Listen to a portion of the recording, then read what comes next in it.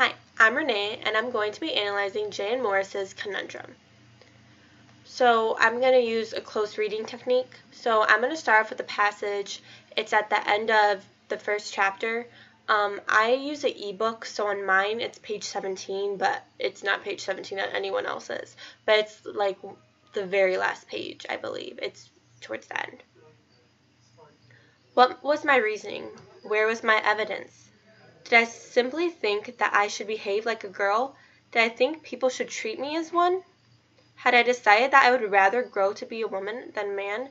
Did some fearful legacy of the Great War, which ravaged and eventually killed my father, make the passions and instincts of men repugnant to me?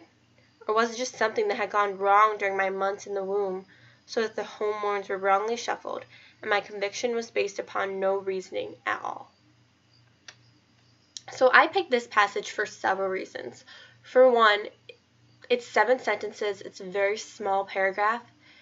And within those 7 sentences are 7 questions. Just boom, one after the other after the other. So I focused on the syntax, the question marks, on what they were trying to show. So to backtrack just a little bit, obviously this is called conundrum, and conundrum is used a lot in this story as well. I believe someone said during class conundrum was said 10 times. And conundrum, I looked up the definition because I wanted the exact words, was a confusing and difficult question. So this is what she's doing by just banging out one question after the other. She is unsure of herself and her feelings, her gender, and even her identity. She does not know if what she's feeling is justified, if she should pursue it, how to react, if other people are feeling the same way as her. She just has all these unanswered questions pent up inside of her.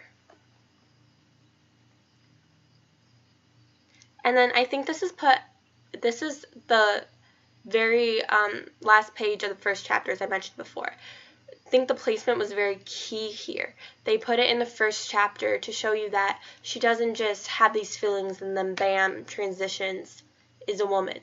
It's a constant battle and struggle, and it's foreshadowing that she's going on a long journey to discover herself and exactly how to express who she has always known who she was since she was 3 or 4.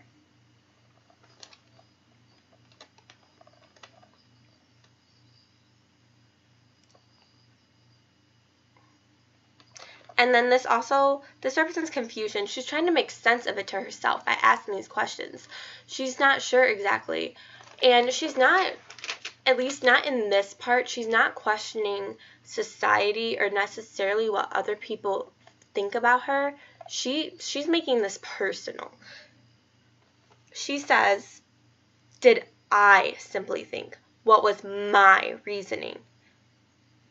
Did I think people should treat me as one? She is in an internal conflict with herself. She's struggling with herself, how she feels. She's questioning her own thoughts, not what other people are thinking of her at this time. She's unsure of herself, so she doesn't know how, if she's not even sure of her feelings, how others are going to perceive it, because they cannot understand. They don't feel what she's feeling. And then another point of these questions I want to bring up is the very last question in this passage. Or was it just something that had gone wrong during my months in the womb?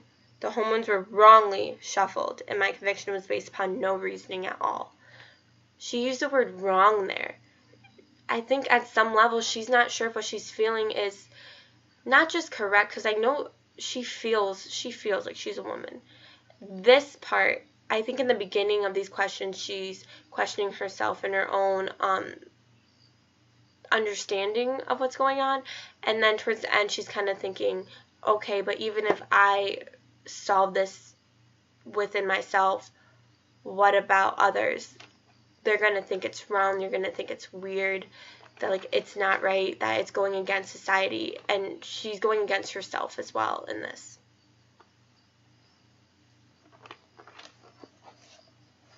So just throughout the whole thing, she's just constantly questioning what she should do. Even at a certain point when she is transitioning, she's questioning whether she should act as a male or female in certain clubs. The questioning never stops. within conundrum. It's a constant theme. That's all I have for you. Thank you for listening.